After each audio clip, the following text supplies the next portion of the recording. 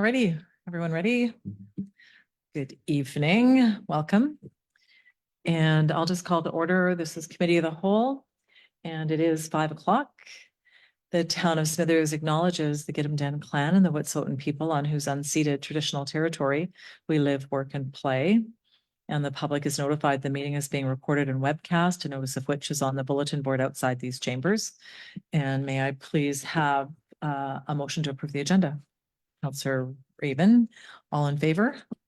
Any opposed? Okay, that's great. So we have one item of discussion for this evening, and it is the staff report from Ms. Chandran, who's joining us this evening, and with some background and really an inquiry to see if there's some feedback from council on the report in front of us. So Ms. Chandran, is there anything you wanted to add before we start? It's up to you. Thank you to Mayor Atchell. So just wanted to let you know that the engagement summary presented here is based on an extensive engagement process. We have had 287 people participating in various activities, including one meeting with our Advisory Planning Commission.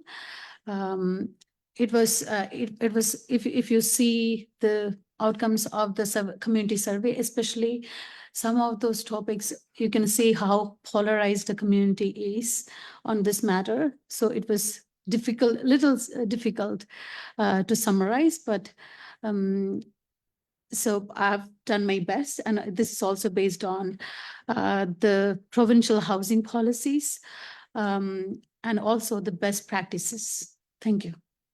Thanks, Ms. Chandran. Okay. Council, what's your pleasure? Questions, comments? Could be quick. Councillor Raven. I had one question. I apologize if it is in the report and I missed it. When we're talking about STRs in the downtown commercial, do we have a number for the total amount of current units there are? Ms. Chandran. Thank you to Mayor Raven, to Councillor Raven, to Mayor Atchell. I'm not quite sure if we have a definite number of STRs operating from downtown. For instance, the one above Alpenhorn, they are similar to Airbnb, but they are advertised on Airbnb platform, but they also fit within the hotel definition. So there is a gray area there, but the ones that are above IG Wealth Management, they are completely STRs. But I know that in the past, some like STRs in any community, there is never a fixed number. They fluctuate. Usually on a positive, like in an increasing trend, they fluctuate. I don't know what's the exact number at this point. Thank you. Councillor Elliott. Thanks for the report, Ms. Chandran. I just had a question about, if you may not know this, do we have like an estimate of how many homes in Smithers are used as short-term rentals? Maybe it was in a report, I might have missed it, that the people don't live in Smithers. Do we have an idea? Ms. Chandran. So based on the survey, like the only information that we have on STRs at this point is what we have gathered through the community survey. So based on that, like we have been able to get responses from around 30 STR operators. So like they are, at least 60% of these units were either owner occupied or were full-time rental units in the past. So that indicates that there has been a gradual erosion of long-term rental stock. This is not this may seem like a small number, but if there is little or no regulation, then it can grow to a large number. Housing is already impacting, lack of housing is already impacting our community, and it can get worse. So that might not be the real, that won't be the real number. There'll be more than that, you think? Thank you to Councillor Elliott. Yes, definitely. So this is just, so based on the information session we had in April this year, we had heard from the attendants themselves that there are around like 100 plus 120 or around those many number of STRs in the Smithers region. That doesn't, it's not, it also includes STRs immediately located outside the boundaries. So even if we assume that it's just around 100 within the town, looking at the Airbnb platform ads, 70 haven't taken participation in the survey. So what we are hearing is just from 30, and out of that 60% were long-term rentals. So yeah, it can be a larger number if all the STR operators had participated. And I just asked that question. I'm just curious as to like the real impact. We know there is, but how many homes that have been bought in Smithers since COVID last 4 years? The owners aren't living in them, but they're using short-term rentals. But I mean, I'm sure there's no way to know for sure. There's no census way. I don't know if anyone can answer that question. There's nothing in the census of Smithers that tells us if the people living in the homes or not. No. Go ahead, Ms. Chandran. Yeah, thank you to Councillor Elliott. Yeah, at this point, that's the main purpose of this provincial regulation itself.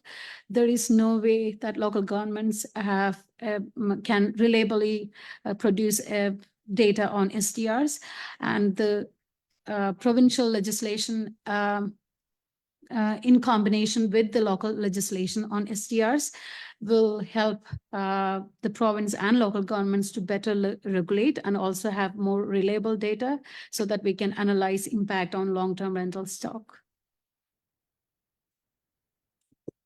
Thank you. Councillor Ray. I'm pretty sure I know the answer to this, but I'm just asking mostly about downtown. Is there any way to grandparent people that already have short-term rentals downtown and then not allow any further? Ms. Chandran. So thank you to Councillor Ray through Mayor Attrell. So in downtown, STR is like operating short-term rentals in downtown is quite different from operating STRs in residential zone. So it's not an issue if an STR is operating in downtown, any of the downtown zone, as auxiliary to an established commercial use. So we are not recommending STR as a principal use in downtown zone. So this was intentionally done, intentionally recommended with the intent to retain space available for other commercial uses, other retail or office or other kind of commercial uses in downtown. And we already know that there are some 40 plus grandparented residential properties in downtown. So if we permit short-term rental as a permitted principal use in downtown zone, it's likely that a good number of these residential units will be converted into long-term, short-term rentals. So further worsening the housing scenario and also defeating the purpose of mixed-use developments and community downtown vibrancy, all those principles that we really hold our heart to. Yeah, so the reason I'm asking, somebody mentioned a building I remember being excited about approving because it had a couple of residential units. If I'd have known that they were going to be used as short-term rentals, I'm not sure if I would have been as enthusiastic. It says in our OCP we want people living downtown, not just staying for a night or two. So that was why I was asking about that. I would prefer to just leave the people that have it and not allow it otherwise. But from what I read from the provincial part, there's no gray area. You either allow them or you don't. As you know, except for what Ms. Chandran said. So that was my first question on the thing, so I've got my answer. Ms. Chandran. I just wanted to also add that based on the community survey, what we heard is downtown commercial zone and also tourist zone, they were highly supported. The community was in very much favor of STRs operating from these zones because STRs in terms of function, they are very similar to hotels and motels and they fit well within the downtown commercial fabric. So, and I also reviewed a couple of zoning bylaws from other jurisdictions. So they also, a good number of them, they used to permit STRs from commercial zones. But some of them, they have changed because of the principal residence requirement and they are 10,000 plus community.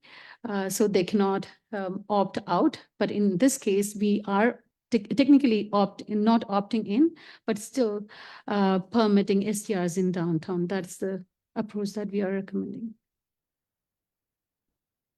Good, Councillor Ray. Yeah, I still think I know it was supported, but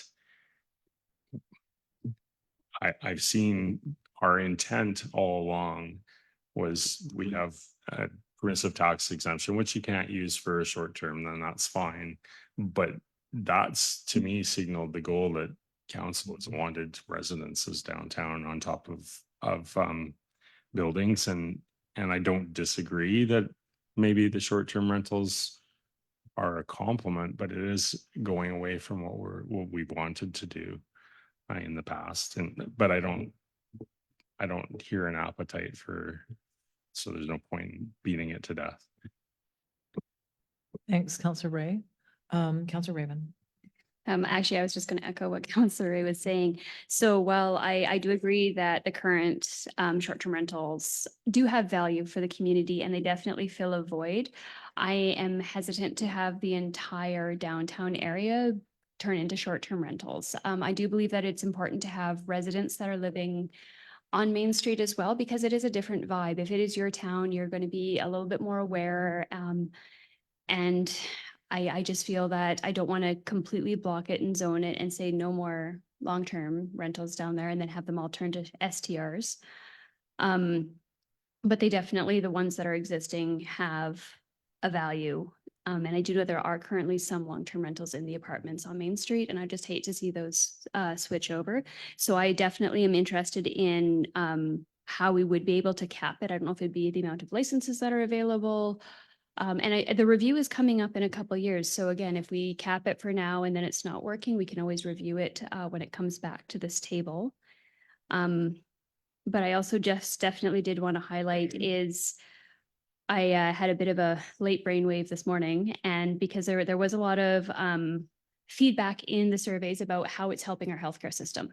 So I actually did reach out to Northern Health and I had a great conversation this afternoon, and I can share that through the Recruitment and Retention Committee. There is definitely use of STRs happening, but they said the same thing as they're not looking for principal, like they don't want the whole house. For them, it's the downtown, it's walkability, it's close to Bulkley Lodge and the hospitals. So I definitely want to not rock that boat because I definitely see the value in that.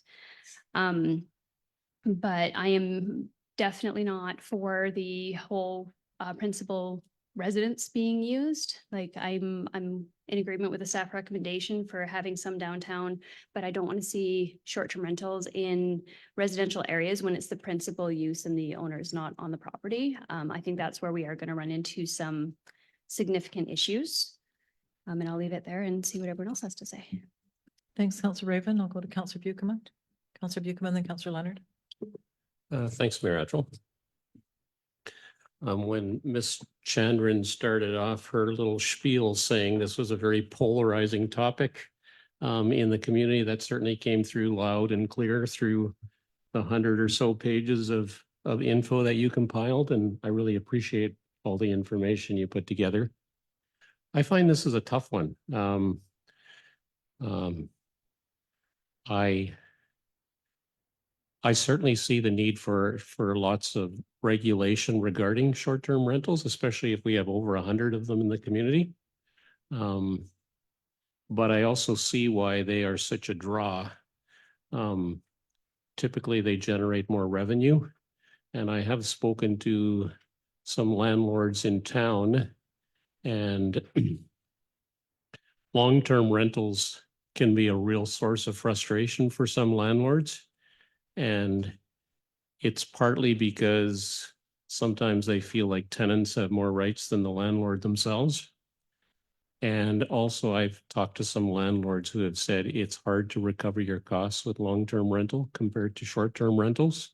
They say once you've paid property tax and insurance and upkeep and utilities, if they cover the utilities, sometimes it's really hard to make ends meet. So I see the attraction of short-term rentals, but I also understand the importance of having some long-term rental stock. So it's a tough one. And I like the idea of short-term rentals having to obtain a business license. And there's a part of me that wonders if there should be additional fees when inspections occur. But that's, I don't know how others feel about that. Thanks, Mayor Hutchell. Thanks, Councillor Buckham. Councillor Leonard. I would also like to echo Councillor Bucham's comments. I think you did, Ms. Chandran, I think you did a fairly extensive amount of work here, and I do appreciate the information. And I think just generally, I support the recommendations. I think you've really taken a less is more approach because it is a new regulation, and I think that's wise because of the polarization and you know, us sitting in the room are certainly not experts on short-term rentals. So I think buying time, you know, getting the bylaw, the zoning bylaw changed, all your recommendations, requiring a business license. These are smart, easy options for us to pursue. And, you know, it buys us time over the next couple of years to kind of see just what we're dealing with and how many businesses are out there in the community. Thanks, Councillor Leonard. Maybe I'll add mine in and we'll see where we go next time. Yeah, it's been a process, so thank you to all who've been working on this and the folks that have participated in providing information.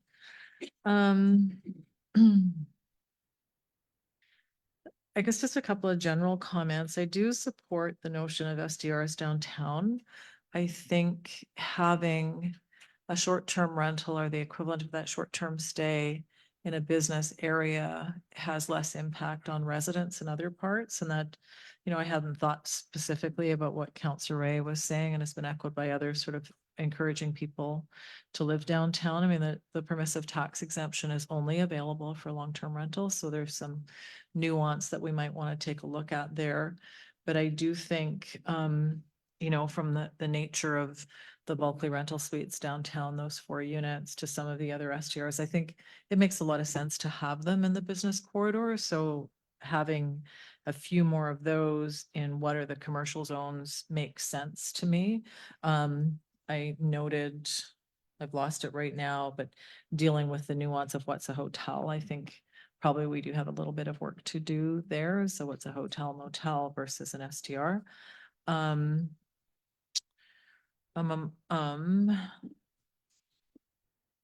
So just as I'm going through your recommended options, a question under the zoning bylaw, it's retaining the, just your bullet 1 is where I am, operating from specified residential and agricultural zones. My question was just, is that also the provincial regulation under your recommended policy options, a zoning bylaw?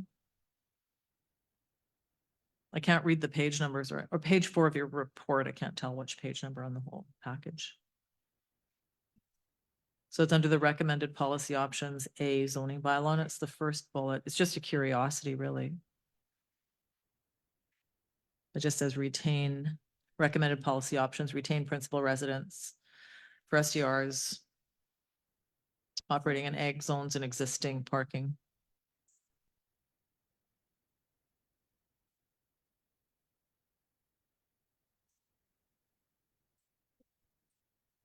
Oh, just your mic, please. I was just wondering if that's paralleling provincial regulation. Just So curious. this is already in the town zoning bylaw. Okay, And so as we all know, our OCP and zoning bylaws were prepared through an extensive 18-month-long engagement process. And the reason for adding STRs and bed and breakfast regulations to the zoning bylaw were mainly because of how community viewed housing affordability and availability as a key issue. So, echoing those engagement outcomes, what we heard, and also what we heard at the STR engagement session, as staff, we thought it would be prudent to retain our current STR regulations in the zoning bylaw. And this is a requirement for communities larger than 10,000 population as per the provincial regulations, but we had that requirement already in the zoning bylaw from 2022 October. okay, I think that answered it. I was just looking for that parallel with the provincial regulation, so thank you. Mhm. And it's been asked a couple of times, so this is the bullet requiring STRs and C1 zone parking, et cetera. And someone else asked about grandfathering, and I don't know what the thought process is there. I'm just thinking about our parking dilemma, essentially. So maybe you're getting at it there, but if we added a bunch of STRs on top of existing buildings, which is fine, then how do we deal with the parking? If, if the business is around, if a current business is occupied 100% as they're allowed to, then what? That's really where I'm struggling. Thank you to Mayor Atchell. So as Councillor Ray suggested, there can be an option to, we have planning tools possible to permit only STRs that are currently operating, but to restrict any future ones in downtown. That's through site-specific options. So under C1A zone regulations, we can specifically list out legal description for properties where STR use can be permitted. So that will basically restrict from any new STR operations in downtown. This is something that the council can consider. Thanks. Do we have any tools for ensuring that if people have designated parking, this would apply to STRs or long-term rental, that people who have designated parking use it versus parking on the street? Oddly enough, I had a complaint today about long-term rentals, but people choosing to park on the street versus their designated parking and actually clogging up the public parking. So it's just an aside because I heard it today. Is there a way that we can encourage people to use designated parking if they have it and stay off the on-street parking?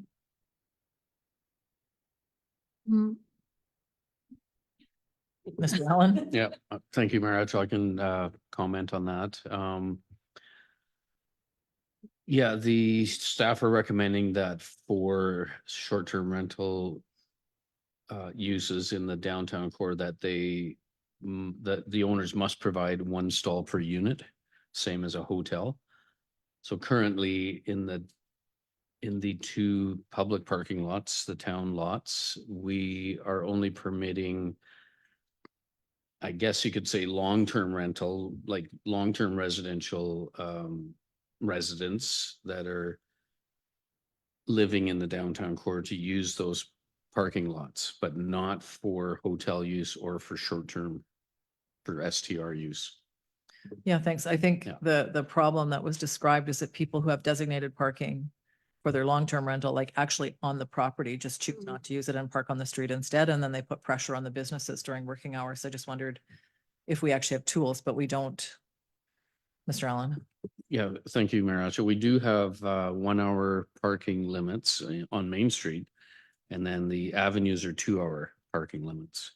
Of course, not heavily enforced during the evenings, but most of those issues are dealt with in the winter months during snow removal operations. Then our plow trucks are out early in the morning, and of course we run into those situations with on-street parking. So the tool in this case would just be for someone to report there's these cars that are parked there every day. Okay, Yeah. okay, that's fine. Thank you.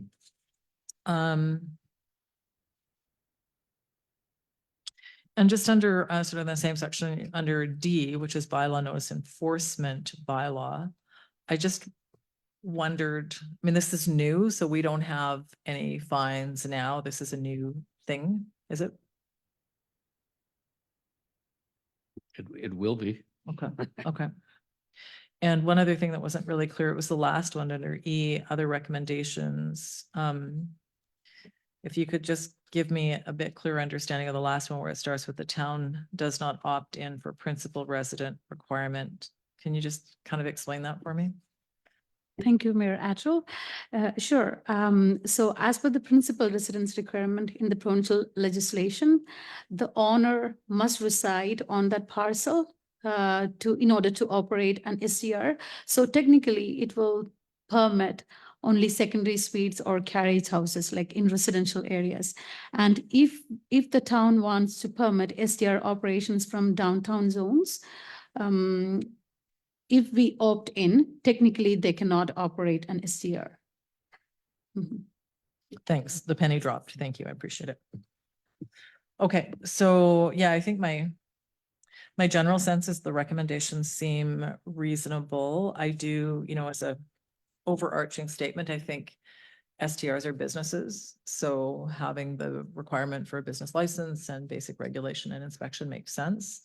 The principal residence requirement, I think those will probably be, I'm assuming some of the best because people are there, right? That like the owners are there to deal with any issues as they arise. And again, I'm not opposed to having more STRs, certainly in commercial zones. I recognize the dilemma that we need to protect our long-term rental stock primarily, but that the community is reliant as well on a mix, whatever that magic number is, the mix of having short-term rental for all of the reasons that others have cited and are cited in the report, be they to support the tourism economy, workforce accommodation, those who come and go in various sectors. So I don't know what the magic number is, but I'm sure we'll find out. And I think the other thing that is a little bit blurry for Smithers is just the proximity to our rural area where there are, there is a segment of particularly high value STRs that are well utilized during prime seasons that also affect the prices. But we have a hotel economy as well that also needs to have some surety of its business. But I mean, some of the hotels convert some of their rooms to short-term rental sometimes. So it's a moving target here. And I'm not sure what will make it be solid. Probably nothing really. It's going to be driven by customer demand and difficulty that the owners have for renting anything as it's offered. It's not being taken up as it's offered. It's probably going to get offered as something else if they have the opportunity. But I mean, generally speaking, I think those commercial zones make sense. Regulation and business license make a lot of sense, and inspections to make sure that they're safe. Councillor Buchanan. Okay, Councillor Leonard first, then Councillor Buchanan, or were you just pointing? Okay, Councillor Leonard and Councillor Buchanan. Thank you. I just want to go back to your point, Mayor Attrell, about the bylaw enforcement, because I thought the staff recommendation was that we weren't increasing it, just to leave it status quo for now. Yeah, okay.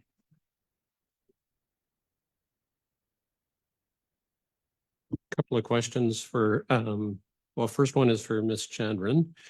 Has there been a lot of complaint from the hotel community saying the 100 or so STRs in the community have really affected their business? Thank you to Councillor Buchanan. So in the past, maybe a few years ago, I remember receiving this general complaint from a hotel owner saying that they are being taxed unfairly while there are several STR operations paying much lower taxes. And as part of the focus group discussions that we had with hotel and motel owners, we heard that it's impacting, not significantly, it's impacting their businesses, especially in winter months. And in many cases, hotel businesses are being compelled to restructure their business model itself so as to withstand this competition from STR operators, adding in kitchens and additional amenities. So yeah, there is competition. Thanks for that. And second question, for Mr. Allen.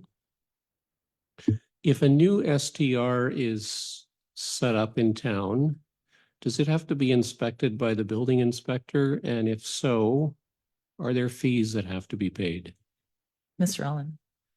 Yeah, thank you, Mayor. Actual to Councillor Bucama. So staff are recommending that we do include a business license for STR operators, and that would be $160 annual fee, the same as all other business license fees for most other general uses. And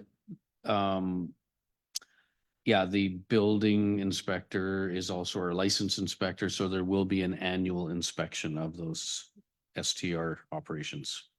That will be included in that fee. So that comes out of the 160? Yes. Okay. So it's not over and above. Okay.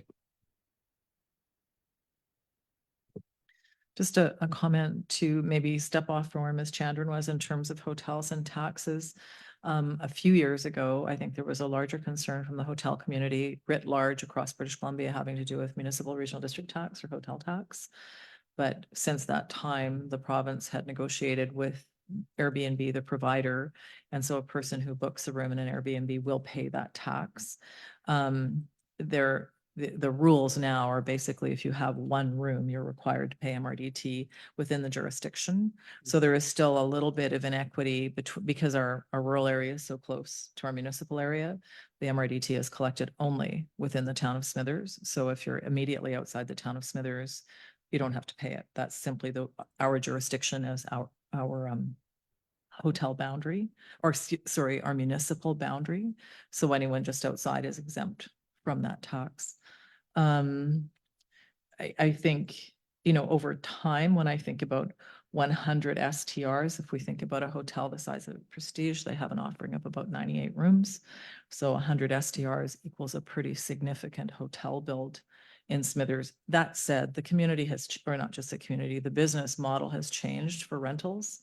And so it's not, I don't think there's a direct line between, if we were to eliminate STRs, there would be an investment in a 100-room hotel. I don't think that direct line is there anymore. I think probably there is room in Smithers for another hotel. But, it's just blurry. The world has changed. The way people choose their accommodation for vacation and work has changed.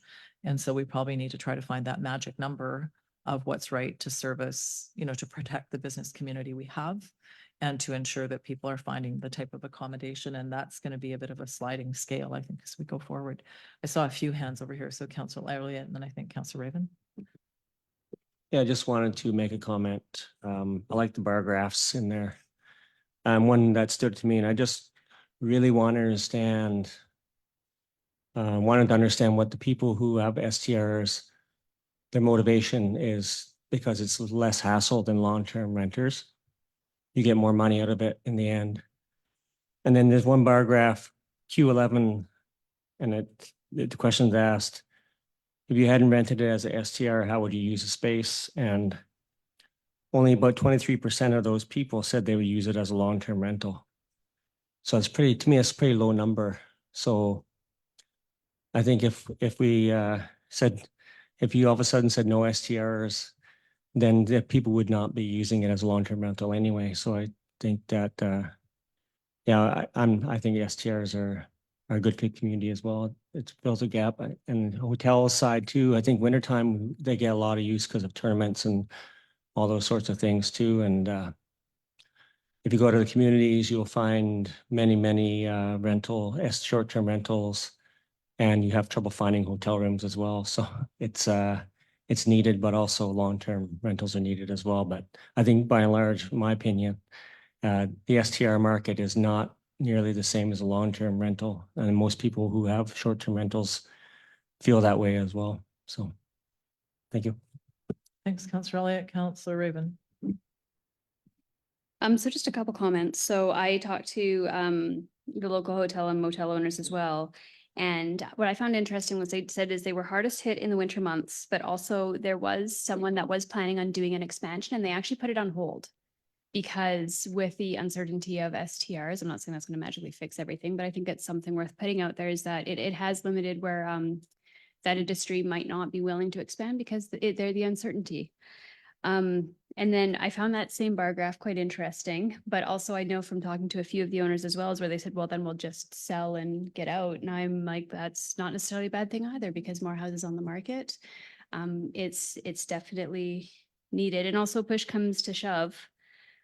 I mean, usually when people go into the rental market, they're expecting to make some money, so long term. And I know that there's this fear of bad tenants, and I find it's really interesting the world that we're living in right now because so many people will never own a home. Like it's never going to be a thing. They will be lifetime renters because they cannot break into the market. So while I understand the fear of the bad renters, I also see that there is a lot of good renters that will always be renters. In the landlord session, I found it fascinating when I was talking to one of the landlords, and they've been renting out for decades. And they said that it's actually what brings them joy is knowing that they're creating homes for people and their tenants last typically for years. So as much as we feared and we see the stories on social media about the bad renters, I also want to just take a moment and just remind, well, myself and everybody else is that the renters are the people that are working in the industries. We talk to businesses all the time that they don't have staff. And it's like, if there's nowhere for them to rent. So again, I'm not saying that this STR crisis will magically solve all that, but I just think that there is quite a fear around long-term rentals. And I think we need to just remember what long-term rentals mean. But that's also why I support the principal residence part as well, as where it's like if you want to rent out your basement suite short term, that's different. But I definitely want to avoid renting out whole entire homes when those could be used for residences. And then on my rabbit hole journey, I was asked several times is how can the town tell people what to do with their property because it's their property. And what I mentioned is that through the OCP, we have zoning. We have a hotel zone, we have commercial zones, and we have residential zone. And to me, residential zone is for residents. And those are people who live here. So that's why I am supportive of the short-term rentals in the C1, but I really don't want to see full residential houses being used for STRs. Thanks, Counselor Raven. Counselor Ray. Yeah, I think that's what a lot of our bylaws do is tell you what you can and can't do with your property. And the reason those are in place, I mean, it's clearly if you had a space that you could rent out for $200 a night and get $6,000 a month or $1,500 or $1,600 a month in rent, long term, people have different reasons for doing different things, but the financial incentive is always number one when you're trying to run a business. And so that's why the government has to step in. It's why we have a minimum wage. It's the same idea. There's many needs in the community, and making a profit on short-term rentals it can be part of the fix, but it can't be the only thing that's done. So I like the balance here. I think it should have been nipped in the bud a long time ago by the province when it was first brought in, but that got thrown out with the bathwater.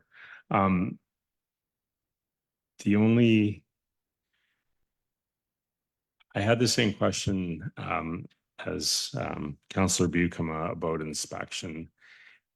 And so I'm just thinking on the uptake, now we have a whole bunch that are going to need business licenses. And if they're not in compliance and they're not safe, it's going to require repeated visits.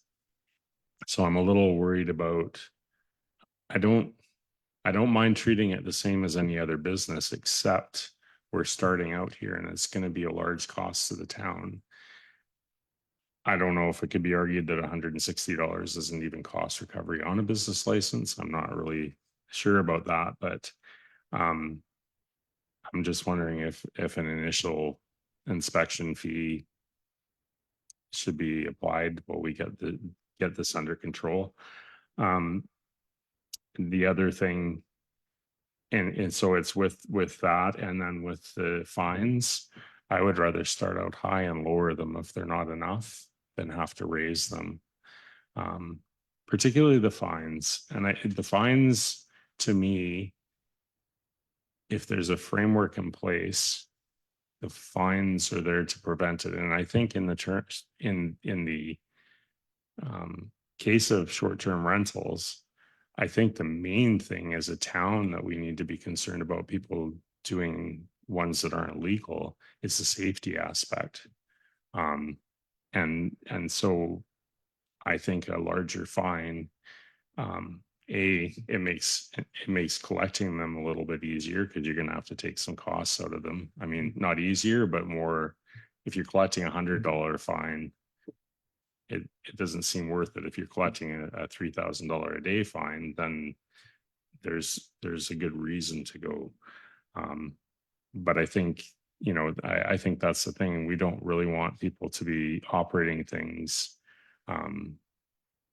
when others have followed the rules and spent the money to make them safe. I don't want to see a bunch of unsafe ones. So I'd like to see higher fines. But other than that, I think what's in here is Ms. Chandron's listened to the community, and I think it's a good balance. Thanks, Councillor Ray. Maybe just as food for thought with the fees and fines. Assuming the positive, some of what I heard is that the short-term rental people are actually trying to make sure they have a good product on the market. So if the 160 is our standard fee, starting with that, and maybe, I can't think of really a great way to say this, but if someone is intransigent, refusing to make the required changes, there could be a scale up. So, rather than dealing with everyone up front as if they're going to be difficult, actually figure out how do we deal with the people who are not actually complying. And so, if someone has a good STR, they've met all the rules and regulations. I think this is an act of good faith by us as well. This is new for everyone. And it's going to be a bit confusing for many going forward initially. So I guess I'm suggesting let's stay with this, and staff can either consider a way where if things aren't working, recommending some sort of a penalty or fine. But I think I wouldn't mind starting from the premise that as people understand what's going on, we're going to have good compliance, and then let's deal with our outliers as we must. Because I think there's going to be a learning process here as well for the business owners to figure out, well, what's this new world that we're in? And I wouldn't mind giving people a little bit of time to figure that out, assuming the best outcome. So just as an alternate. Yeah, I think that was it. So just as another perspective, Councillor Buchanan. Thanks, Mayor Attrell. I think a couple people have said it tonight, and I think I would echo it. I feel like the recommendations, just there's a nice balance to them. And I also am comfortable with all the short-term rentals, because just reading through the 100 pages, I was struck by how many folks said one of the biggest reasons they do STRs is it's a way they're able to pay their mortgage. And I think that is a reality with today's housing costs, that a lot of people are mortgaged up to their eyeballs, and an STR can be a way of helping pay the monthly mortgage costs. So that really spoke to me. Thanks, Councillor Buchanan. Anyone else? The only thing I'll add over there, Sarah, I'll go to you, Councillor Ray, is just the same can be said for all other business owners. Interest rates have changed all around, and I'm not sure that it's up to us to create equity.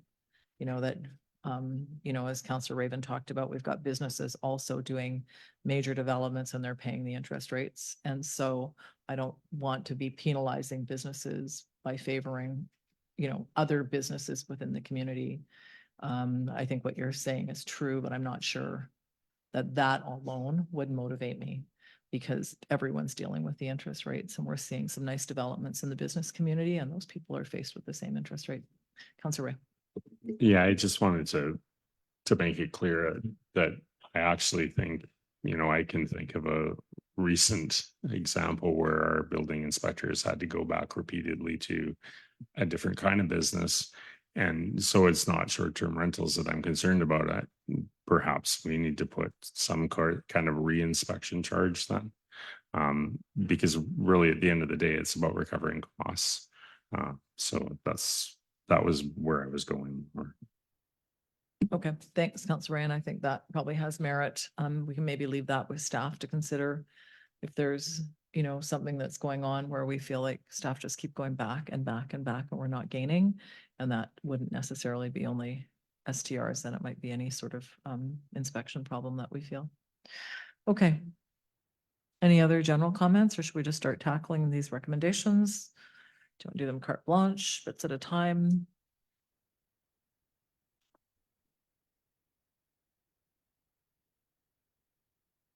Okay.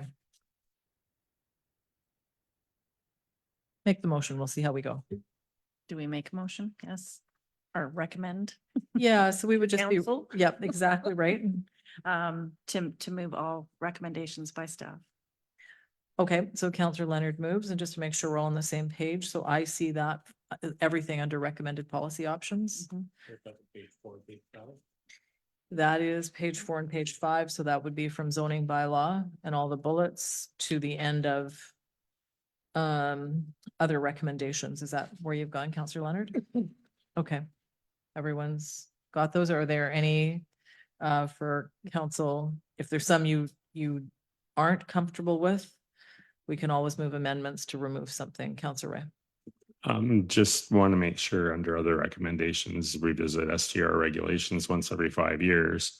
That doesn't preclude staff from deciding that there's a problem with them and they need to be looked at before a housing needs report. I'm seeing a nod from Ms. Chandran. I guess there's some, there's an opportunity for council as well. If we're hearing things, you know, if anyone's hearing things, we can always ask staff as well. So, you know, here's what I'm hearing. Is this resign? Go ahead, Mr. Allen. Yeah, thank you, Mayor Atchell. For sure, if like with any bylaw, if staff feel there's a need to bring it to council, staff will definitely do that. And not wait for the 5-year term.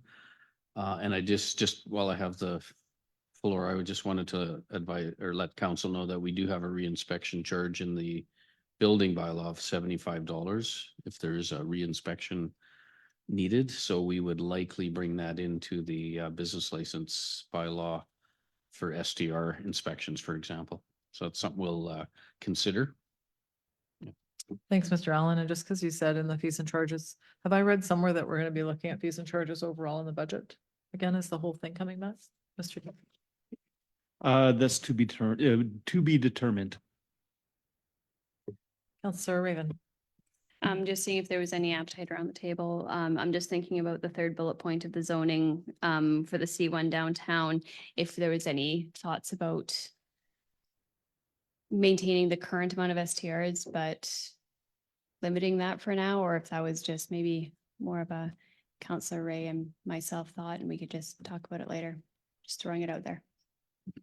Councillor Raven, one thing, of course, is it's going to be this is going to come back to us as council, so everyone can think about it. And if there's other reasons why we should be considering it, we can have that information shared. Councillor Leonard. I was good with your answer, but I'll just throw it out there that I am in support of short-term rentals downtown.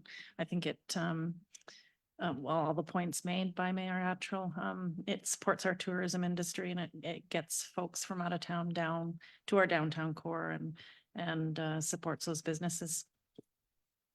Councillor Raven and then Councillor Ray. Mine was just mostly as I don't want to see the current long-term rentals like it just disbanded. So I definitely support short-term rentals downtown. I just don't want it to turn into all short-term rental downtown. So just to clarify. Thank you, Councillor Ray. Yeah, when we're talking this, I keep getting a vision of Whistler where our entire town's set up to receive tourists and nobody that grew up here can afford to live here. That's a little extreme, but if we took away all the long-term rentals, even on Main Street, that would make a big difference. Thanks, Counselor Ray. I think it was an extreme example, and I'm glad that you mentioned. I think we're just a long ways from that. I think there's a lot of room in this community yet to absorb people in a lot of strata. And, you know, recognizing that, you know, that 100 short-term rentals, you know, if we saw another hotel development, probably be very excited, and that would add 100 rooms. You know, I think, I mean, personally, if someone proposed another hotel with 60 to 80 rooms, I think that would be a great addition. And so the 100 rooms all by itself doesn't, you know, it doesn't stress me that there's 100 guests staying in short-term rentals throughout the community. So I think we're still kind of within the bounds of what the community can absorb. And we do have the ability to look at our permissive tax exemption if we want to further incentivize residential downtown. So, you know, it has had some effect, and even if it holds residents downtown for that 5 years of the tax exemption, it gives that flavor. So, but that's a tool we have. So we could change that amount, we could extend it. We can do different things to also incentivize people to live downtown. But I guess let's think about it. This is going to be before us. Would it be on the next agenda, Ms. Chandran? So the intent is to bring back the proposed amendment bylaws to the first meeting in August 13th. Thanks for the reminder. I did see that, and then I forgot. Okay. So you got time, we've all got time to think about it, and we'll see what this looks like. Probably look just like this in terms of the recommendations when we get it in August, but in different form. Okay, any other comments before we vote? Okay, all in favor? Any opposed? That's carried unanimously. And I think that's it. Motion to adjourn. Counselor Buchanan, thank you. All in favor? Any opposed? And we're adjourned. Thanks, everyone. Thanks, Ms. Chandran, for all your work on this to staff.